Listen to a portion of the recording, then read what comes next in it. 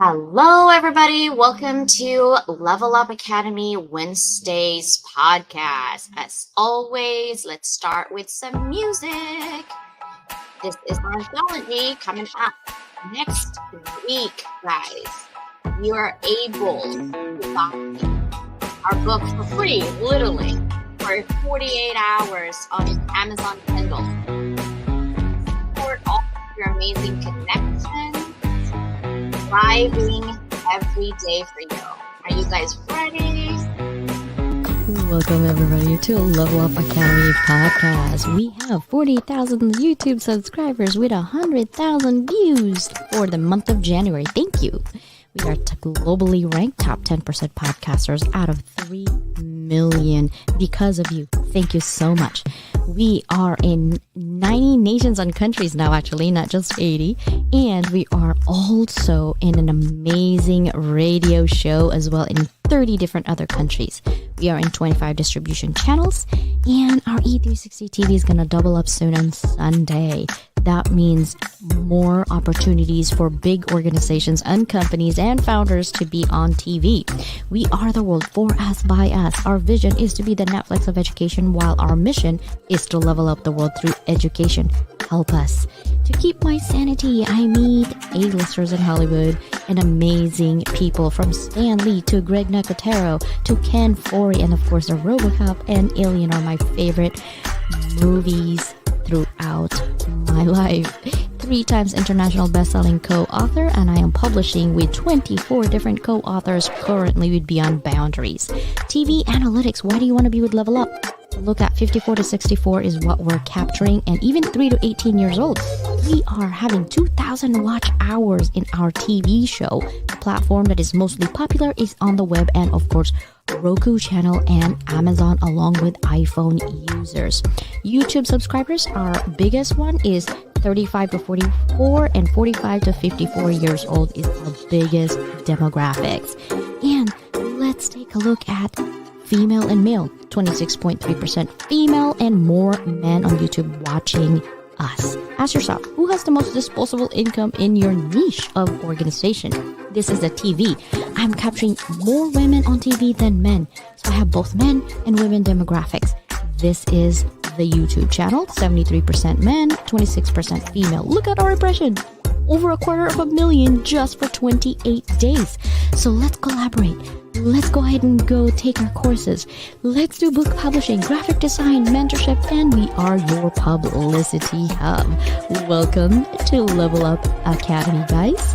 And in our Level Up Circle TV, you will be in Roku, Amazon Fire, Apple, Google Play, and much more. 1,000 thanks to everybody.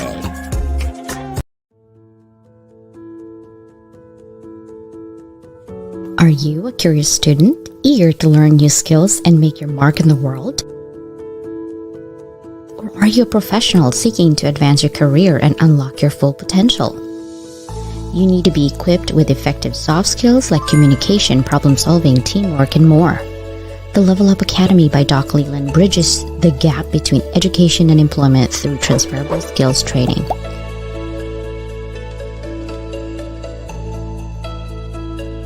Get the soft skills you need to be more effective at work.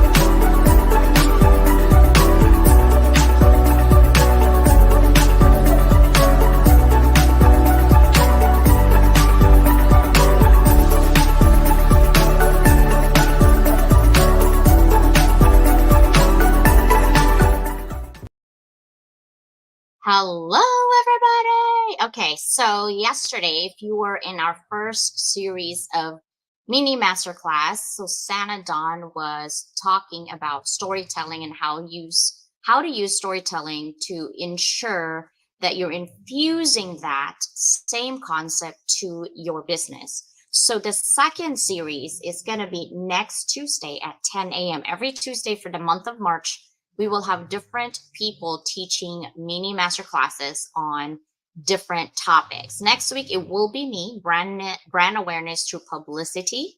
The space is limited, so go ahead and scan that QR code. You will also receive a certificate of attendance, and then we have at the end a really like a Google form for you to fill out if you wanted the copy of the Zoom webinar. All right, because it's not in public, it's just whoever comes in. It is not live, it is not streamed, it is just private. So hopefully we will see you next Tuesday. And of course, I want to make sure you guys are aware that when you are in this class, you will be getting a PDF for me, a step from me, step by step, pretty much how to streamline your process. I'll also be sharing software that I use to streamline my process. Everyone is super busy and I have a million things going on. So I'm going to share my tips and tricks and, of course, tactics on how to streamline your process if you are just beginning your business, just beginning your brand awareness, or even if you're in the middle of it. I love to share my information. It is free, there is no fee.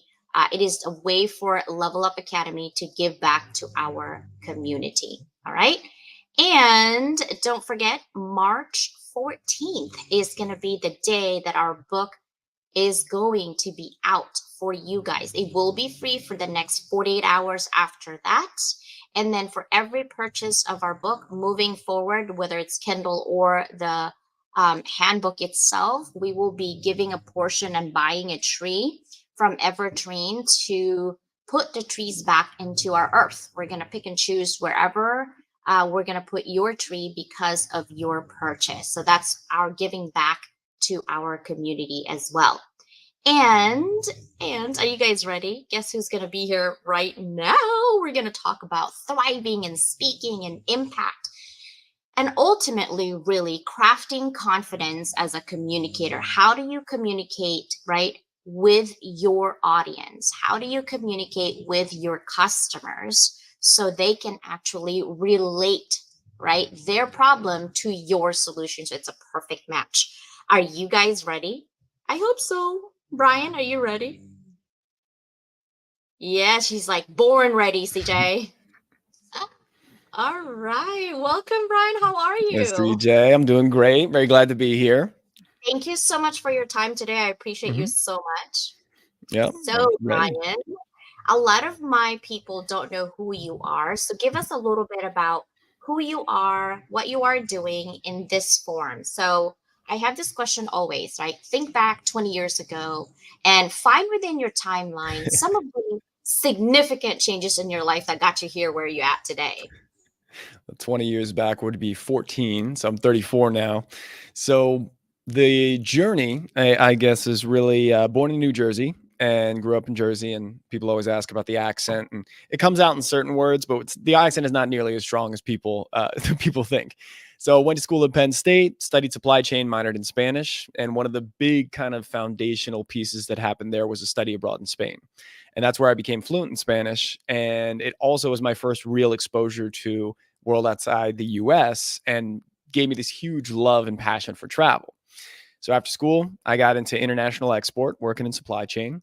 And I knew it wasn't the thing that was going to be my long term, my full time. That wasn't the rest of my life, but I had 80 grand in student loan debt and had to find a way to pay it. And Penn State had a number one program for it. So I was like, all right, this will be a good start. And I always, when I talk to students now, especially when they are stressing about their major, I say, listen, it took me all of about 10 seconds to decide because I was a sophomore. I went to a career fair and they said, I said, what's a good major to travel? They said, supply chain. I said, great, I'll do that.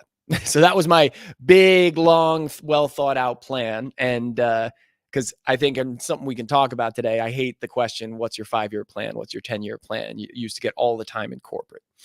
And so I had a variety of different roles in supply chain. My favorite of which was when I was kind of an internal consultant, got paid to travel around the world, did a lot of work in that space. But during that time, I lost my mom to pancreatic cancer.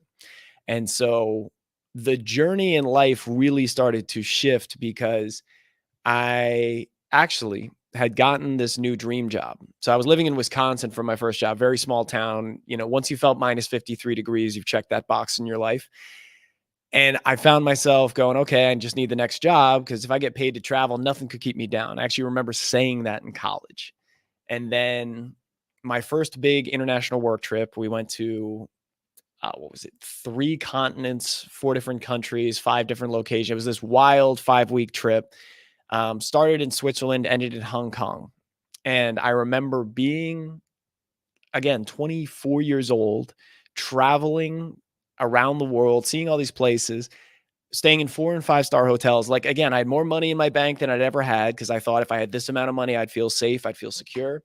All the boxes were checked. And I'm sitting on this bed in Kowloon Bay, beautiful hotel, looking out the window, sobbing because none of it mattered without her.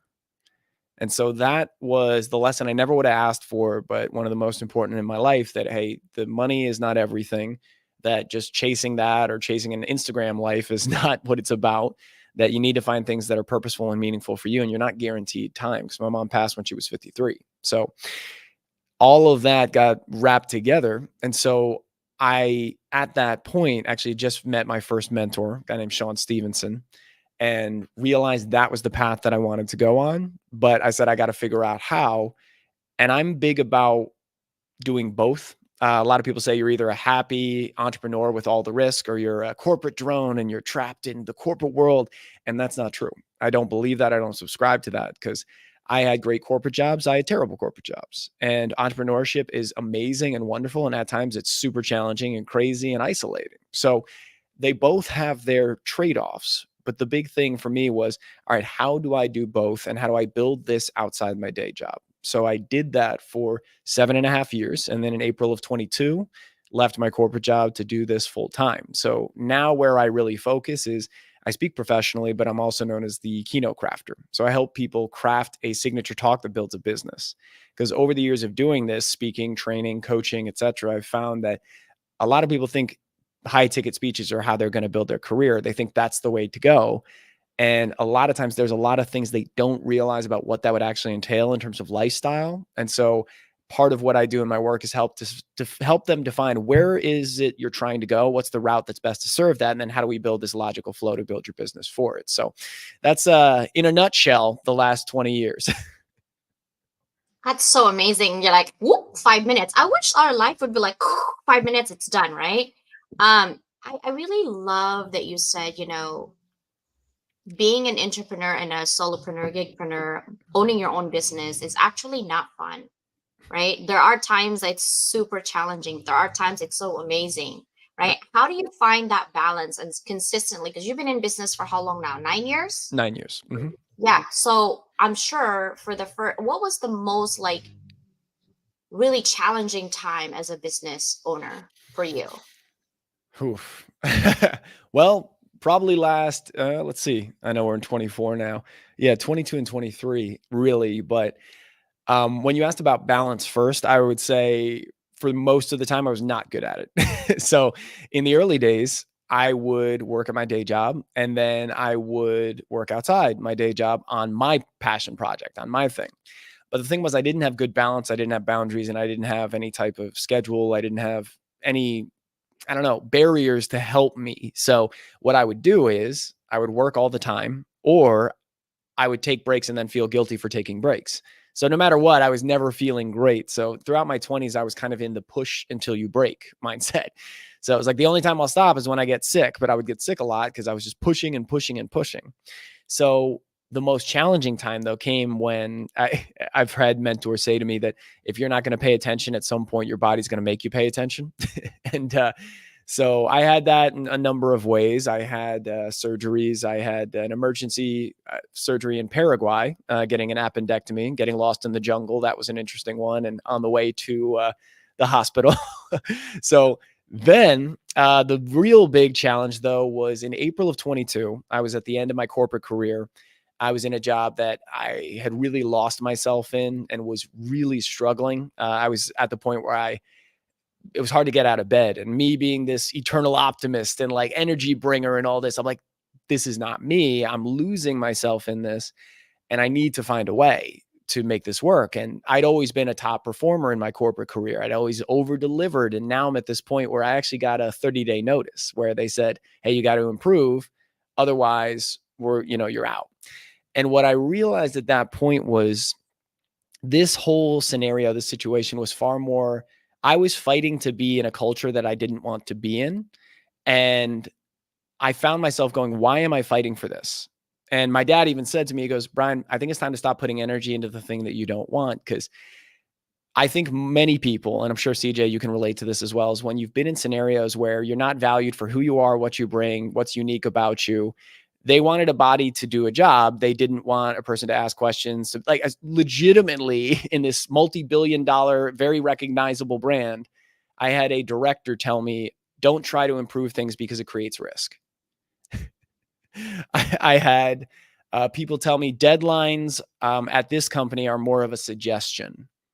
And what that meant was it always fell on our department because our department was at the bottom of the barrel. And so we have a team of 5. In 6 weeks, we lose 3 people. And then they're saying, why aren't you still doing all the work, running all buying for the entire United States?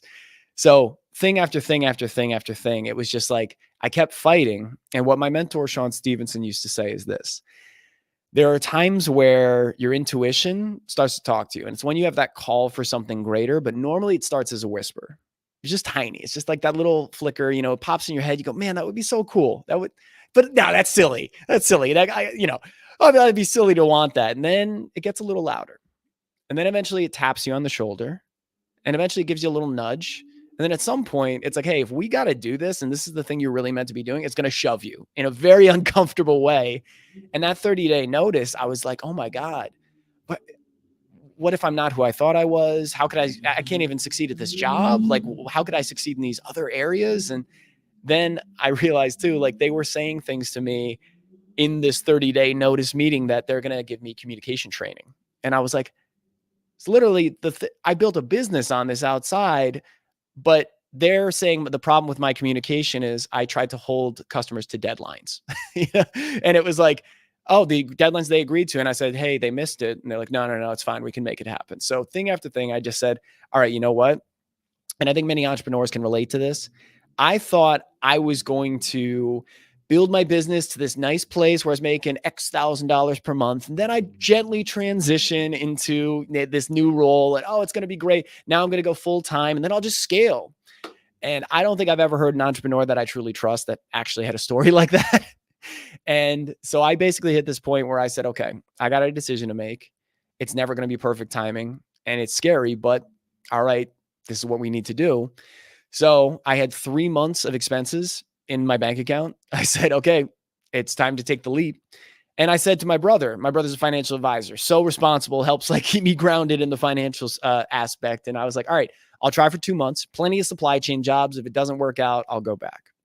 And after 2 months of doing it, I said, I can't go back. In fact, 2.5 months in, my brother was like, I thought you were going to look. I was like, yeah, I'm not quite there yet, but dude, I've got to make this work. Like, this is it. I've been chasing this for years, finding this right niche, this right piece. I've been changing my business, finding new angles, but this is the thing I'm meant to do: storytelling, speech crafting, helping people tell their stories. And I dove in, and I'm always very transparent about the journey because anybody who's going into it, I want them to know what you're signing up for. Because you see the big stories on stage. That's great. You hear about, oh, I had the month where I made X multiples of what I used to make at corporate, and all the nonsense we get on social media. Would you like to make an extra $20,000 to $50,000 a month? I'm like, the some of the promises, that's a whole topic we can get into, but I dove in, ups and downs, figuring out the brand, decompressing from a decade of corporate career and like that really terrible spot at the end. I remember the day I had $16 in my bank accounts combined. So that's business and personal combined. And on top of this, I had this persistent nerve issue that was getting worse and worse. It had started a week before I left my corporate job in April. for 14 months was getting worse, tried everything I could to treat it naturally. And ultimately, within 6 or 7 months, I had chronic sleep deprivation. I was getting, I had clients, around the world I'm working with. I'm waking up at 4:30 to do a speech for a client in the UK and, hadn't slept in weeks. And I'm continuing to go. And I said, you know what, if I can find a way to make it work through all of this challenge, nothing can stop me after. And I found out I had a ruptured disc that was pressing on the spinal nerve. And it was about, like, let's say 65% blocked. The nerve was in September of 2022. And by Q1 of 2023, I was averaging 1 to 2 hours of work a day. I have all the doubts and fears and insecurities and imposter syndrome of an entrepreneur. I'm chronically sleep deprived. I can't work. I want to work more. I love the work. I love the people I'm working with, but I have to just do whatever I can in that day. And somehow had my best quarter yet up to that point. And then March was my best month ever. And then I'm like, great, I'm finally getting momentum. Things are turning around. Then May, emergency major spinal surgery. So in 2023, I honestly was probably able to physically work about 2/3 of the year. Otherwise, I was in pain, unable to work, recovering, and I live at home, just me and my cat. So he was not the best nurse. He was not super helpful, with bringing me stuff. Like, great with the cuddling and the support, but yeah, Damon, could you bring me a drink? Man, yeah. Scratch me. Men, scratch me I right need help. now, Push or me your off the couch is gone. buddy. Yeah. So that really, that was the hardest point, because getting through the early stages of entrepreneurship, creating the momentum to build and grow, clarifying your brand direction, all these different elements, all while battling this huge physical thing, never could have anticipated, but got through, continued to build. There's always the ups and downs, but then August had my best month ever, which was better than my best quarter ever, and have had a lot of ups and downs since, but gotten to work with some of the most amazing people, and pushing through those challenges has made, like, now I can work 6-7 hours in a day. I'm still in recovery, still months later, still PT 3 times a week, but I am so much, I can do my salsa dancing again and my Latin dancing, which I love so much. And so I'm back to the things that are, it's like one day I'll get back to weightlifting and jujitsu and all those other elements, but I've gotten a much higher degree of gratitude and celebration after having so much taken away that I thought was promised. Wow, that is such an amazing journey. I know that it's a shortcut version, and every single pit stop, the surgery, the emergency surgery, the PT, the recovery, the during, the after, the stress, still trying to run your business so you don't go back to your $16 of bank account when you have bills to pay, food to buy, for real. And you live in LA, so it's not like it's cheap either, not, somewhere in the Midwest or anything. So that's a lot of stress. So for those of you who are going through that right now, and I know Mike over here from the Hounds is, really amazing journey as well. And I can see that. And Dr. Lucas is funny. Look at him. Would love to see a collaboration book with me and you. Yeah, we have stories galore. Like, it would be a series, bro. Like, it would not be just a one book. There's just so much to learn, right? But one thing that I've realized with you is that the resilience and the grit and the never giving up is consistently there. Now, in the moment of despair, right? There's always that moment of despair. How do you actually balance, I should say, harmony? I don't sometimes believe in balance, because there's no such thing. If you're trying to do two things, there's always something that's left behind. So I'd say harmony. How do you harmonize, your own personal dealings, because sometimes people forget that we do have personal lives, right? And they just think you're married to your work, plus your work, and helping your clients to materialize the best possible way to connect with their customers through communication. Like, how do you build that momentum with your clients and say, hey, this is what you need? And I know you work with amazing clients, right? So how do you build that communication as like, hey, from A through Z, this is how you're going to do it? Because I know Dr. Lucas over here, it's like, Brian's amazing, he helped us. And I'm like, okay, how do you get there? So how do you start, Brian? So helping people start with communication, like how to build their message. Okay. Yeah. How to Um, Yeah, but people's storytelling, right? And there's so many different ways to bridge that gap. Honestly, that's right. how you're doing. It's like you're getting the customer from this journey to this journey so that they too can monetize, right? So how do Right. you build that momentum and that bridge? Yeah. So for any of the entrepreneurs that are on here right now, the first bit I'll start with is a lot of what I'm doing now and what I'm training is actually contrary to a lot of the common things you would hear on social media. And, when people are like, you need to do these cold DMs, you need to build a gigantic following to do this, you need to write a book and launch a podcast and do this. It's like, it's great if you do those things. But what I found is one, start with where you're at with who you've got. Because a lot of people are trying to serve the world and they haven't even started serving the people that are right there in front of them. The next piece in terms of like, how do we communicate effectively and how do we serve our clients and the people that need us? The first thing is to recognize not everyone needs you and not everyone is a potential customer. So I teach a session called non-cringy networking because we all know cringy and terrible networking. But yeah, the idea of always be closing. Everyone is a prospect. It's like that is one of the quickest ways to alienate the majority of the people that could be not just great business contacts, but a great network, and then become the salesy person and have people not want to connect, not want to engage. Because we all know the energy of someone coming to you simply trying to take and pitch and convince you want this, not determine what your needs are and then serve those needs.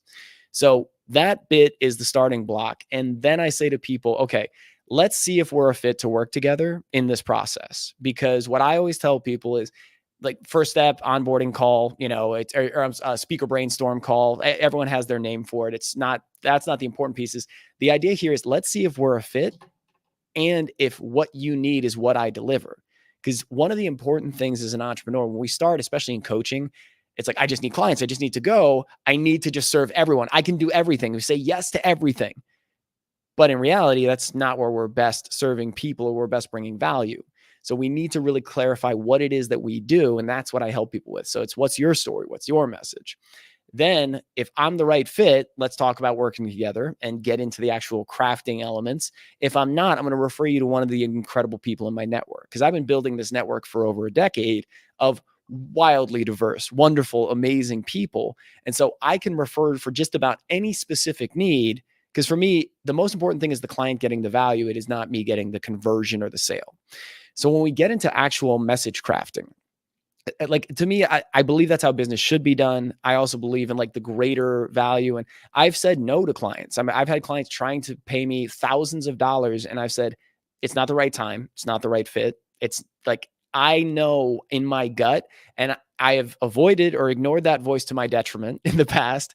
And that gut feel always leads me to the best possible things. So that having that trust, and I know people talk a lot about abundance mindset and the idea of, oh, believing it's out there. It's like, right, but you got to be cultivating and generating things. My mentor used to say, the reason it's called currency when it comes to money is because it's a current. It's meant to be in flow, both into and out of you. So it's like keeping that flow and that generation going is critical. So when it comes to actually crafting a message, like if I'm doing speech crafting, it's one of my highest ticket offers. And one of the main things I do is helping people craft a signature talk or signature training. But let's just stick on the talk right now because you're talking about communication. So first, one of the big things is helping people see what it is that they have that is unique to bring. And you can come and teach the 7 habits of highly effective people. You can come and teach, different frameworks and strategies you have. But what differentiates you is your stories and your lived experience. So the story is the container, and this is what carries the message, the strategy, the frameworks, the points, the activities. If you think about human beings, we learn through story. We adopt through story. We entertain through story. We distract through story. When people are looking for something fun at night, they go to Netflix. When people are wanting entertainment or to learn, they go to social media or they go to a documentary. But we are captivated by storytelling. Even when we're children, we don't learn through fact. We learn much. We do to a degree. But we learn much more through story. So, it's like, don't touch the stove because it's probably 500 degrees Fahrenheit and you could get 2nd to 3rd degree burns, Timmy. It's like, yeah. And it's like, no, hey, your cousin Johnny touched the hot stove and he went to the emergency room. So don't do that. So first bit is helping them clarify what's their unique value and then helping them find the value in their stories. I have multiple different story discovery activities that I use depending on the client. And the idea there is we are so quick to downplay the importance of our story. We're so quick to go, oh, well, it's not important. I've had people that are the most elite of the elite in their field tell me things where I'm like, how can you not see how awesome you are? Because we all have our own imposter syndrome. We've got our own doubts, fears, worries. And what I tell people is many times they're looking in a mirror that's just covered in mud and dirt, and they can't see themselves clearly. So part of my job is to come clear off that mirror so they can see themselves the way I see them. And one of my first coaches said to me, our job as coaches is to see further down the road than the person can see for themselves. So I start by clearing off that mirror, helping them see the value. And a lot of times what I'll do is say, can I tell your story back to you? And then I'll use the different techniques that I use and that I teach. I'll tell them their own story in like a 5-minute version. And they're going, oh, I'm leaning in. I want to hear how it turns out. I'm like, that's your story.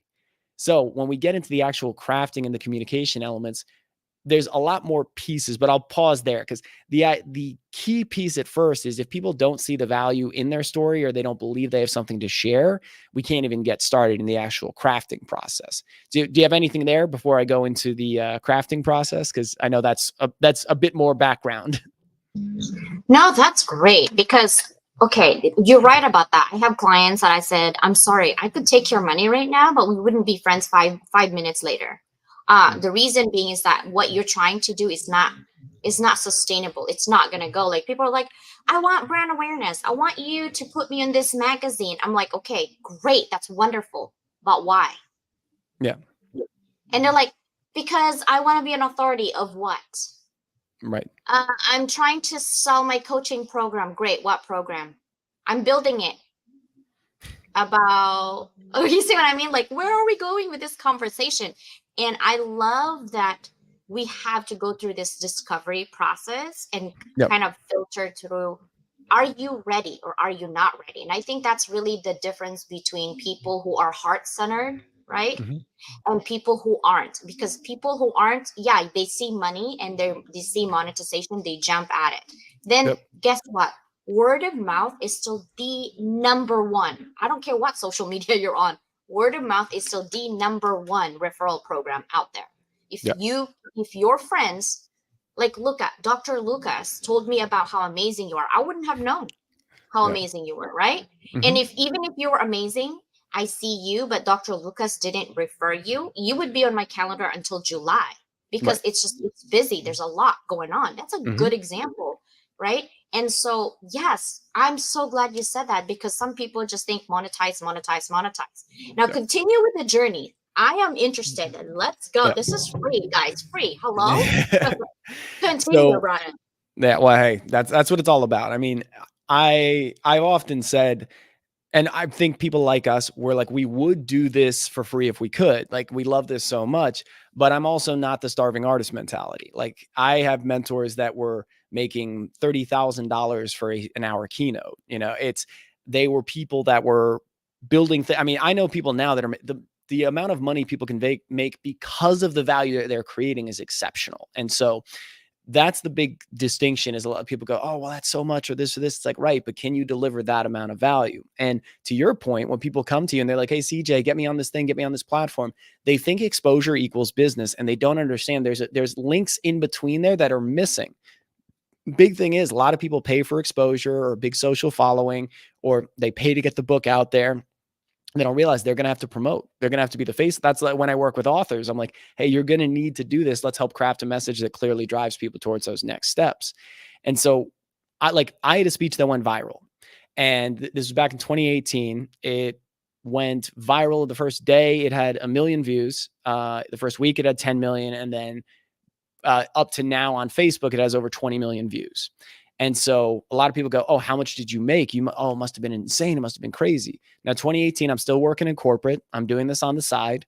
One of the most amazing things happened in the journey. We can touch on this. Like I'll link back to my mentor, but this speech went viral.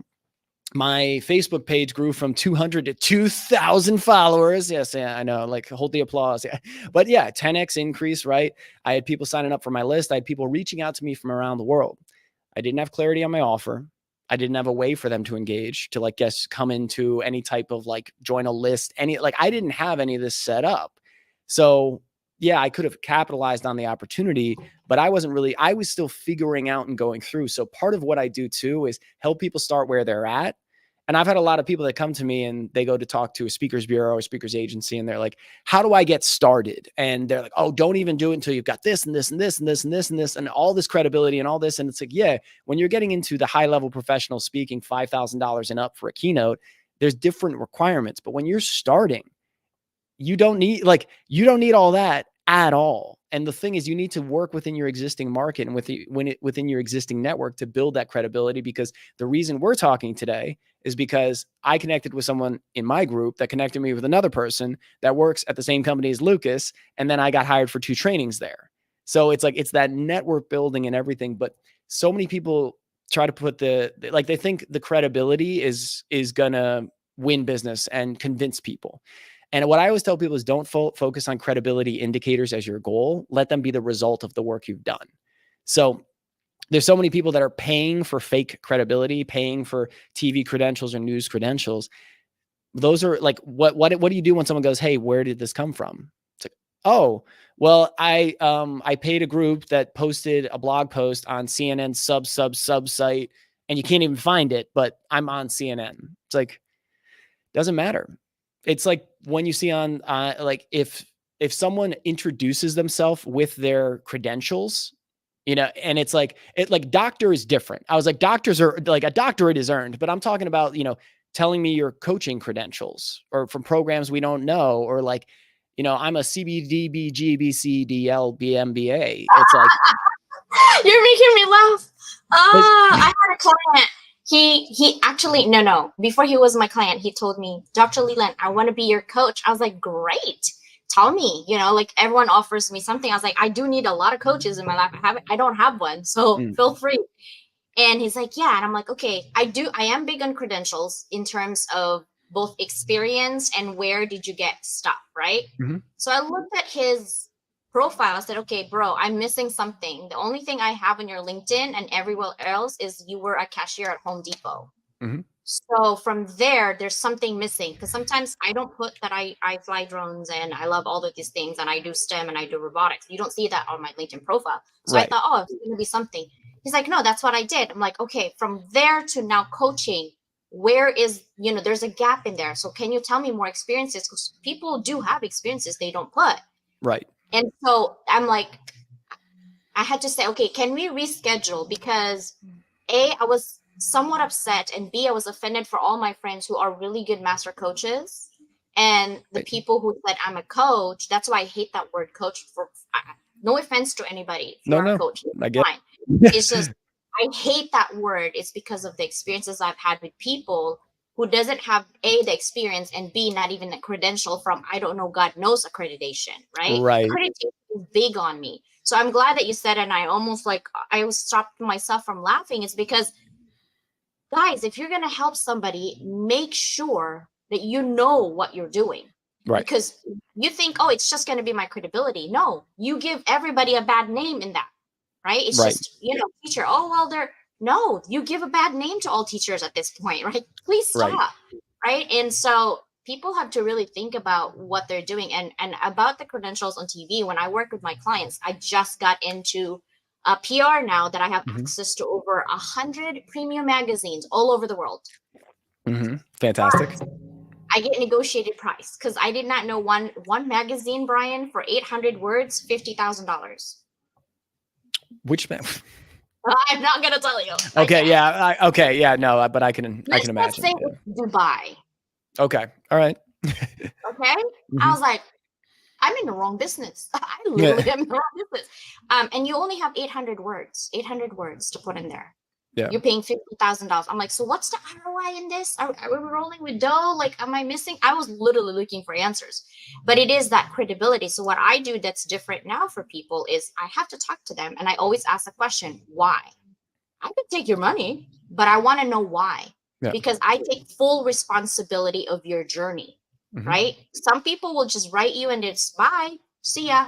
Me, I want to have sustainable friendship, and I want to have sustainable like literally word of mouth, like CJ cares. It's not Mhm. just she's taking my money, she cares because I do.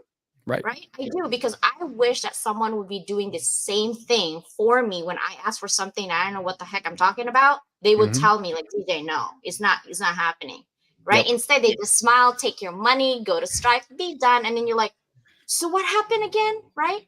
And the Mhm. same thing for books. This anthology right here, I'm putting them on radio, on TV, because I want to continue the momentum of sharing your story. It's not a Yep. one-time deal, right?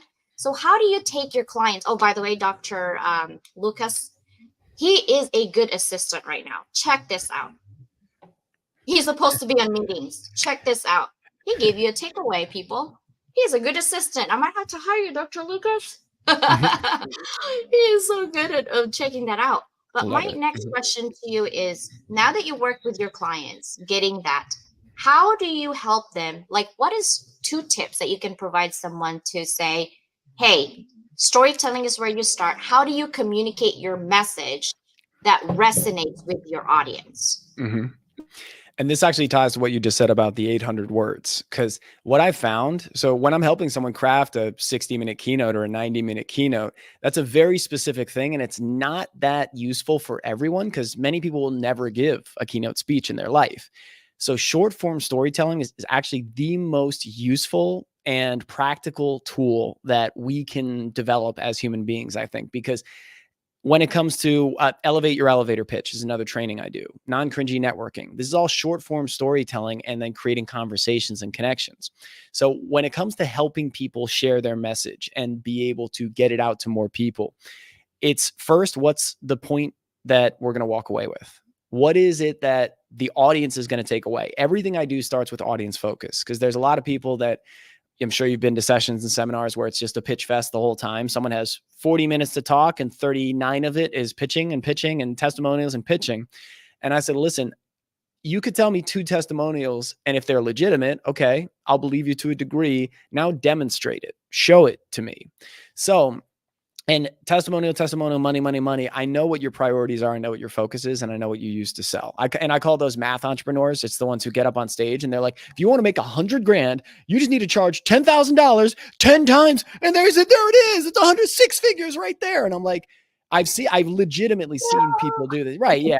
Cheering and, get hyped up. Who's ready to take action? Raise your hand, stand up, come to the front of the room. Like Give me your credit card. Here's a tap, right? right. Like, Yeah. It's like all this stuff that's not value creation. So when it comes to what you're going to do, the first bit is what is the point that they're going to walk away with? You need to be really crystal clear. What is the audience going to take away? Now, from a business building standpoint, the next step is what is your call to action? Now, the call to action has to be for you and it has to be appropriate for the audience. So you can't sell from every stage. I actually don't really advocate for selling from stage unless it's very specific scenarios or it's done very tastefully. Because if I do it, it's like, hey, I'm offering a bonus session after this training we've done. For anyone interested, it's here. It takes about a minute to set up, and it's after the session is done and I've delivered all the value. So, but even that, it has to be context appropriate. You have to get permission to do it. So your CTA, though, is how do people that are at different stages in the journey continue on it with you if they enjoy what you give and what you teach? So, all right, I love what you do, CJ, but I don't have the money yet. How do I stay connected? Oh, follow YouTube, join our email list, bum, bum, bum, bum. Hey, I'm ready to book you right now as a speaker. How do I do that? So it's setting up processes. I have like a tool that I use that I love for that really simplifies connecting and gives you the opportunity to get feedback because those elements are key. But starting with what's the point? What's the CTA? That's going to give you clear direction. And then when I go into story discovery, if I'm doing a keynote crafting session, it's a 4-hour session where I give people a ready to rehearse speech. We go point, CTA, and we've already done a story discovery activity. So we have a bunch of stories to choose from. Then we say, what stories best serve our overall message and the golden thread that we're weaving through this that links everything together? Because if we're going to get to this point at the end, all these stories have to drive towards that point. So then when we select the different stories that support that point, now it's about sequencing, timing, and crafting, and how do we flow together? How do we use tension to keep people engaged and interested? But a lot of people try to pick a good story and make it work. And some people just pick a speech and just tell it over and over and over again. I work with my clients to help them find the right story for the right audience. And sometimes this is contrary to what a lot of people might think. And it's not telling your biggest, best win story. And I call it your Mount Everest story. A lot of people are like, let me tell when I climbed Mount Everest, this big, wild, incredible thing, the craziest thing I've done in my life and the adversity we've overcome. If you don't somehow relate back to the audience how this is linked to their life, a lot of people give motivational speeches. That's why I don't call myself a motivational speaker. I think that's kind of the lowest bar. I'm like, we should motivate, just that's intrinsic in what should be there, plus value, plus stories, plus discovery, etc. So if we don't create a way where they can see themselves in the story, and I have different techniques for this as well, is what people think they're doing is, hey, I climbed Everest, you can do it too. Here we are, now we're even. In reality, they're doing this. Because while you're talking about climbing Everest and overcoming this adversity and these obstacles, this person's like, I can't even get out of bed at my alarm. Like, this is a different person. We're just two different people. I'm not like them, so this isn't for me. But by creating and linking different areas of life, different aspects of life, different potential areas, not necessarily a physical mountain, the metaphorical mountains in our life to them, now they have a chance to see themselves in their story. And then another piece that I'll say is critical is both in marketing and storytelling. If you want to guide somebody on a journey, and this comes from Donald Miller's work and building a story brand, he says, you do not want to be the hero in the story, which is very contrary to a lot of what you might hear in the speaking world. Tell the hero's journey, and you'll see people's websites, and here's how I got here, and I got these results so I can help you. But what the reader or the audience is doing that whole time is going, how does this relate to me? The whole time, from the first words you say. So if you position as the hero, the problem is they can kind of see a commonality, but you're occupying that hero spot, so they can't be there. So he says what you want to do instead is position as the guide. Now you open up that hero spot for them to step into, and you can guide them on the journey. So you think about virtually any or many, I never say all. That's one thing I just tell people to avoid, is absolutes are dangerous in speaking and coaching and everything. But you think of Lord of the Rings. There's Gandalf, right? He's been there, done that, helped people through it, and he shows up just at the right moments to help Frodo get back on track and succeed at the mission. You got Obi-Wan or Yoda in the Star Wars franchises. You think of these big epics in our lives. There's always a guide that has been there, done that, isn't the key focus of the story, and helps people get to this predictable outcome over and over again. Now, that's the big thing. A lot of coaches or speakers are like trying to occupy that spot. It's like you step out of that. Now they get to insert there. They get to walk on that journey, and you get to guide them there. Now they see themselves succeeding over watching you succeed. And that's the big difference. Is a lot of people are saying, here's how I succeeded. And in a way, there's some ego there. And there's like, look at this awesome stuff I did. I can help you too. But that's like 90% focus on the speaker, 10 on the audience. Where when you flip the script and you shift to the guide role, now they get to be in the driver's seat 90% of the time. They're envisioning, they're going internal, they're future pacing themselves into all these different outcomes and results. And then you can be the one to help them get there if they're ready to take that next step. So those are a couple different elements, couple pieces that help people first shift the frame about what they should be doing in storytelling, and then begin to build it out. I love that, because yes, most of the time the hero's journey is always you, the hero. Mm-hmm. For me, usually I get my guests to be the hero. Like Mm-hmm. people are like, oh, you're in my part. No, they're the hero because I want to get to know them and all their things. And that makes sense because you just actually fit to the puzzle that I've been asked so many times right now. How did you get so fast so quickly? And I said, I don't know. Now I'm like thinking and I'm listening and self-reflecting. You're right, because it's not about me. The show is about the people who are here. And the faster you go is because it's not my story, it's their story. I inject my story within it, but really it's about you, that you're here helping others. And so right there, right on the puzzle. I didn't even know I was doing that until you just pointed that out. Because somebody yesterday literally asked me on an email, hey, how did you get in so fast? I was like, I don't know. I just get emails and things, and I didn't self-reflect. So thank you. You're right, because when you put in and occupy that hero's journey, you there's no room for them, right? And I'm so glad you said that, because this anthology right here, all of these people are literally telling their story to inspire people in their life right now, because we all can relate. And it's not my story, it's everybody's story in here. So that's amazing. I'm like super excited. I can't believe we're already almost done. Sheesh. You want a good So anchor on that though? It's one of the yes, biggest I would love takeaways. to. Yeah. Yeah, Because overcoming fear of speaking is a common topic, obviously, but one of the biggest takeaways from all my trainings and seminars there was a time where I was doing this, using this phrase a lot, or this story a lot. And 9 out of 10 people would come up and say, this was the thing I remembered the most. This is the thing that stood out. And this is important for content creators. I realized how important packaging is, and having acronyms, having different elements and things you can use that are easy to latch onto. But so my friend Susan Leahy, great speaker, great trainer, she said, if you're ever worried about being on stage and you have fear and you have uncertainty, what if they don't like me? What if this? What if this? What if this? She goes, I want you to remember this acronym, STAY. And we're like, okay, STAY. And what's the acronym? She goes, stop thinking it's about you. When we're on stage, my mentor Sean used to say, the stage is not your therapy couch. So we're not there to be on stage to work through or figure things out. We're there to deliver value. And we're there to bring something that we've gotten through and we learned a lesson from, not the things we're still kind of processing. There are certain venues, certain places. Like when I ran my podcast for years, I would work through things on episodes. But when we're in certain contexts, it's like, hey, we're here for them. We're bringing value. We're bringing the best stuff we've got in that time. And it's one of the most important things. So when people have fear or uncertainty or doubts, just remember, STAY. The people in the room are not there to criticize and judge you. They're there to try and find ways to grow, survive, and thrive.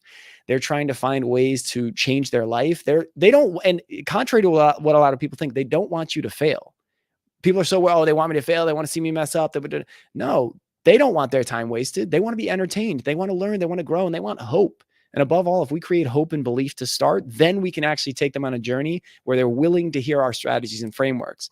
A lot of people just jump to their 7 steps. But the problem is, if I believe the result is possible in the world, this result, and you have a strategy for it, great. But if I don't believe I can do it, me in the middle, doesn't matter how good the strategy is. So you've got to create belief in others. One of the best ways to do that is to stay and remember to be the guide, not the mentor. Or I'm sorry, to be the guide, not the hero. Take a deep breath. Way too many things happening in my brain right now. Like I said. Way too many things. And you literally like answer something for me. I love learning. I'm so excited. Thank you. Because someone really did ask me that. And I'm like thinking, what am I doing? Like, I want to be able to replicate that. I'm always thinking of like a scientist methodology with qualitative methods and quantitative. I'm like, well, I don't know. N is equals this, but I still don't know what my question is to answer that outcome, right? And now you answer that for me, saying, yes, it is not about you. And I always think, yes, credibility is great. I already have it. I don't need any more, but I want to know more from people on real life situations, right? Because books is about theory. So when I teach, I don't just teach theory. It's a good foundation to know. Yeah. Right. But it has to be transferable skills. I always think, okay, how can we transfer this knowledge into something actionable? Because knowledge is powerful, but it's nothing without action. It's just nothing. Right? So, wow, mic drop today, Brian. Thank you so much. Okay, any last minute thoughts or advice for anybody who wants to confidently communicate their message to anyone? And I have an open loop I need to close. So like I did say I would talk about Sean. So for the people that were like, wait, what did he say about this? I'll close that loop and then I'll address that very quickly. So 2014, I told you, that darkest spot in my life, and sitting on that bed in Hong Kong and lost and feeling just uncertain. I was like, how does life even matter or make sense without my mom?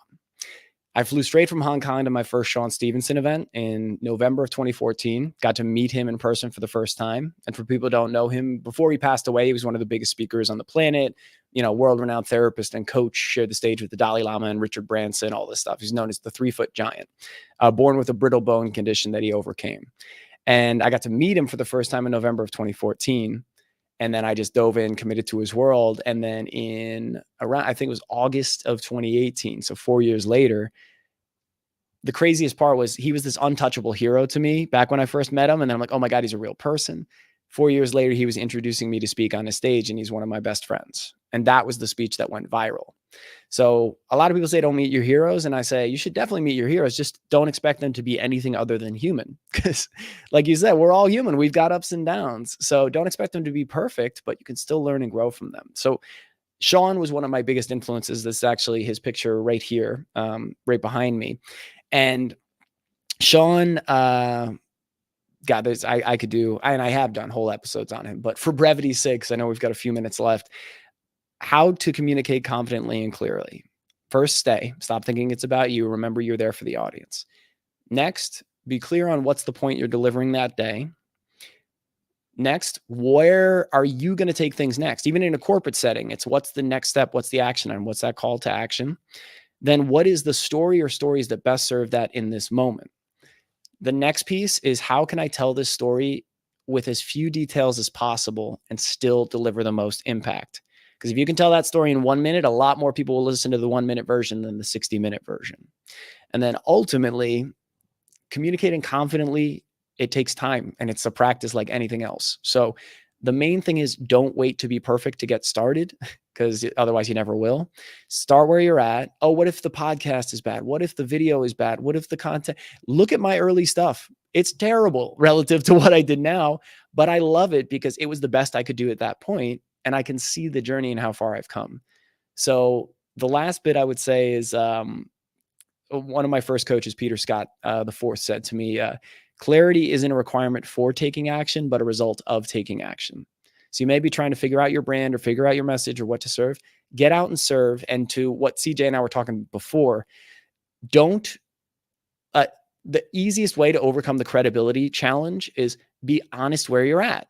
I've had people reach out that were like, I'm number one in the world. I'm like, in what? By who? And so I'm like, and clearly you're not. Like, or some people go, I'm going to grow your social media following to 100,000 and they have 400 followers. And I'm like, these things that don't line up. So instead of saying I'm this crazy coach or paying for credentials, just say, hey, I'm starting out. I'm doing a beta test launch. You would be the first group to go through it.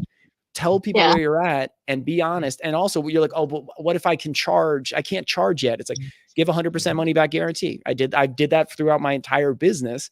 And in 9 years, I've never had someone ask for a refund because I worked to over deliver on what I charged. So those are some big things in terms of not just speaking confidently, but getting out and bringing value to the world. I love it. Start now, start today. And thank you for saying that. Because I know someone from Ethiopia yesterday came to our class and said, people are telling me, I'm not ready because I don't have a credential. I'm going to send her this video because listen, you don't need credentials to live your life. You got here on your own, and some people that support you and your mom and dad, hopefully, or any environment that supported you, tell that story, not everybody else's, because they don't live your life. So start now. Someone's waiting for you, right? And I love that. And so I want to highlight a couple of things. This one, I believe, is where Sean Stevenson's YouTube, guys. It's actually on the messaging. So if you guys see my message, you just click on that. And then this one that's the viral guide on Facebook for Brian. First time I saw my dad cry. That's the video that he has that I'm sharing with you guys, so you don't have to like Google Brian later on. It's this one. So I share that link to you guys right now on here on YouTube as well, because we need to collaborate, but also always learn from others who went through that journey. They're not talking about your journey. They're talking about their own journey and how they got there. That's the special part of being human, is learning, right? Learning. And without any learning, I don't think that we're living. We're literally stopped. Like I see people, and even the people, like, I can actually learn. Like my students are laughing at me when I said I learned a lot from my bulldog. And they're like, why? And I said, first of all, my bully lives a life of Riley. Let me tell you, she goes to bed with me. And if she's not comfortable, she will push me off the bed so she can get comfortable. Then she sleeps. She don't care about what I'm feeling at that moment. And she gets fed, she gets walked, she gets rubbed her belly. Like, I want to be that bulldog, like, for real. I don't want to do nothing else and just stressed about when are you going to feed me, human? I want to be my bulldog, right? That's my goal. And they're like, Dr. Lynn, I'm just saying, I mean, you could learn from an ant. So if you are willing to grow your business or grow you as a person, learn from anybody and everybody. And Brian, do you have any programs coming in? Do you have anything coming in that you would like to share?